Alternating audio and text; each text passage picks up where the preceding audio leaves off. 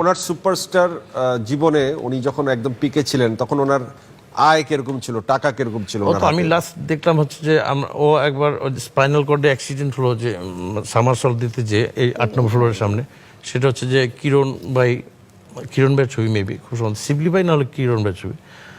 Accident হওয়ার পর ও ইবনে সিনাতে ভর্তি হলো। তখন ও হচ্ছে যে স্পাইনাল কর্ডে তখন খুব মানে চরমভাবে সামারসল দিতে যে মাথাটা পড়ছিল, ফিনিশিং দিতে পারেনি তখন সালমান, যে অসুস্থ অবস্থা ছিল ফিনিশিং। আর তখন আমি দেখলাম তখন শক্তি ফিল্মস আমাদের একটা পরিচিত প্রোডাকশন হাউস ছিল, আমাদের রিলেটিভ।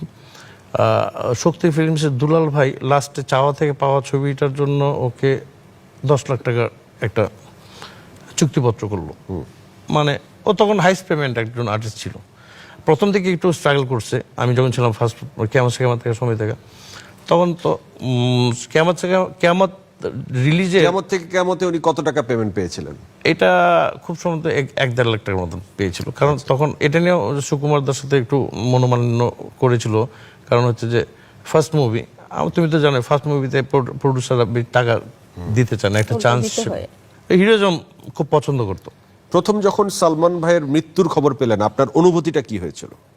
আমি তো তখন বগুড়াতে ছিলাম, শুক্রবার ছিল তো ওই দিন। আমি হচ্ছে বগুড়াতে, আমি ন্যাচারালি বগুড়া গেলে আমার সব এলাকার ছেলেপেলে যারা আছে, ছোট ভাই বন্ধু টন্ধু, ওদের সাথে আড্ডা মারতাম। ছোট্ট শহর, বুঝছো না? আমার বাসার পাশে নদী, তো আমরা সবাই মিলে নদীতে ওই দিন হচ্ছে যে ফ্রাইডেতে, শুক্রবার সকালবেলা হচ্ছে যে আমরা সব ছোট ছোট ছেলেপেলে আসছে, ওদের নিয়ে খিচুড়ি পাকে খাচ্ছি নৌকার মধ্যে। আমরা যখন নৌকা নিয়ে যাচ্ছি, আমরা নদীর ওই পার, ছোট্ট নদী তো, নদীর ওই পার আরেকটা গ্রাম আছে, ওই গ্রামটাতেও আমরা ফুটবল খেলতাম, ক্রিকেট খেলতাম, আড্ডা মারতাম, সাঁতার কেটে ওই পার যেতাম। তো আমরা যখন নৌকা নিয়ে যাচ্ছি বিকালবেলার দিকে, তখন হচ্ছে যে একটা ফ্রেন্ড বললো যে দোস্ত, এই গ্রামে হচ্ছে আমাদের আরেকটা স্কুল ফ্রেন্ড আছে, ওরে আসতে বলছি নৌকা ঘাটে ভিড়া। এই ঘাটে ভিড়েছে তখন দিকে হাজার হাজার লোক। টন ভাই আপনি এখানে? আমি কি, সালমান ভাই তো মারা গেছে। আমি কী বলো? আমি তখন মনে করছি আল্লাহ তাহলে গাড়ি অ্যাক্সিডেন্ট করছে, কারণ সালমান এমন গাড়ি চালাইতো। আমি তো সালমানের গাড়িতে যখনই উঠতাম তখনই সুরাপুরে উঠতাম। এটা ফিল্মের সবাই জানে যে আমির হোসেন বাবু ভাই ছিল তখন, অনেক ঘুরতো সালমানের সাথে, আড্ডা মারতো। সালমান অনেক স্পিডে গাড়ি চালাইতো, খুব এক্সপার্ট ড্রাইভিংয়ে। আমি বলছি আল্লাহ তাহলে বোধহয় অ্যাক্সিডেন্ট করছে। কে কে মারা গেছে? ফারুক টারুক মারা গেছে নাকি? কারণ ফারুকও ছিল আমাদের ফ্রেন্ড, তখন একসাথে থাকতাম। বললো না, কীভাবে মারা গেছে এটা জানা জানি, খালি টিভিতে বললো 5টার খবর না 6টার খবরে বললো যে সালমান শাহ মারা গেছে। হাজার হাজার লোক। আমি কী বলতেছে? আমি নৌকা ঘুরো, তো এই নৌকা ঘুরে এলাম, ঘুরে আবার বাসায় আসলাম। এসে দেখলাম যে নিউজ 7টার নিউজ, তখন হয়তো বোধহয় 7টা না 8টা। এখন সালমান শাহ নিউজে বলতেছে তখন যে সালমান শাহ মারা গেছেন। কী কারণে মারা গেছে এটা তো বুঝতে হবে, কারণ আমি তো তখন ওইখানে। আমি তখন বারবার চিন্তা করলাম বাসে মারা গেছে, তাহলে কোনো একটা প্রবলেম হয়েছে। আর সালমান এর আগেও কয়েকবার সুইসাইড করতে গিয়েছিল, এটা ভাবিও জানে, স্বামীর ভাবিও জানে, ওর আম্মাও জানে।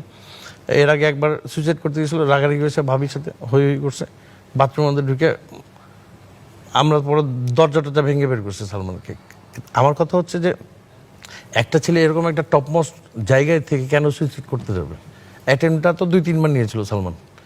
আর আপনি বিল্টুর একটা ইন্টারভিউ দেখেন, বিল্টু তখন ছিল, আই ওয়াজ দেয়ার, বিল্টু, আমি আর সালমান ছিলাম।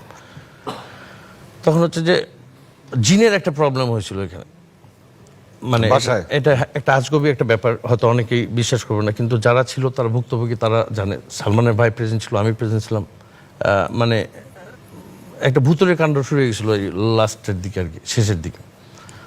ভাবিও ছিল, ভাবিও দেখছে এরকম সমস্যা, সালমানের উপরে ভর করতে এসে। তখন আমরা তো যাকেই বলি তারা বিশ্বাস করে না। কী বলো, ঢাকা শহরের জিন, আমরাই জিন। আমি আইসেন ভাই একদিন থাকেন, তাহলে বুঝবেন নি সমস্যাটা কোথায়। এখন ঘটনা হচ্ছে যে তো সালমানের উপর জিন চালান করা হয়েছে। কে চালান করছে রে ভাই? আমি আমার আম্মাকে আমার আম্মা একটু আধ্যাত্মিক, একটু পরিষ্কার লোক। আমি আম্মাকে বললাম, আম্মা এই সমস্যা হচ্ছে, সালমানের বাসায় তো খুব সমস্যা হচ্ছে, জিনের। বাবা তুমি থাকো না ওইখানে। এখন আমার বন্ধুটা তখন হচ্ছে যে ভাবি চিটাগাং, তখন ভাবি চিটাগাং হয়তো বা মনোমালিন্য হচ্ছে। সামিরা ভাবির সাথে আপনার এখন যোগাযোগ হয় না? আমার সাথে আর কোনোদিন। কত বছর আগে শেষ যোগাযোগ হয়েছে? আমার ওই লাস্ট দেখা হয়েছে, তারপর কোনো। এরপর আর উনি আপনাকে কি চোখে দেখতেন? আর ভাবির কাছে অনেক উনি একজন শিক্ষিত স্মার্ট মহিলা, ওনার কাছে অনেক কিছু শেখার আছে। তুমি স্ট্যান্ডার্ডনেসের ব্যাপার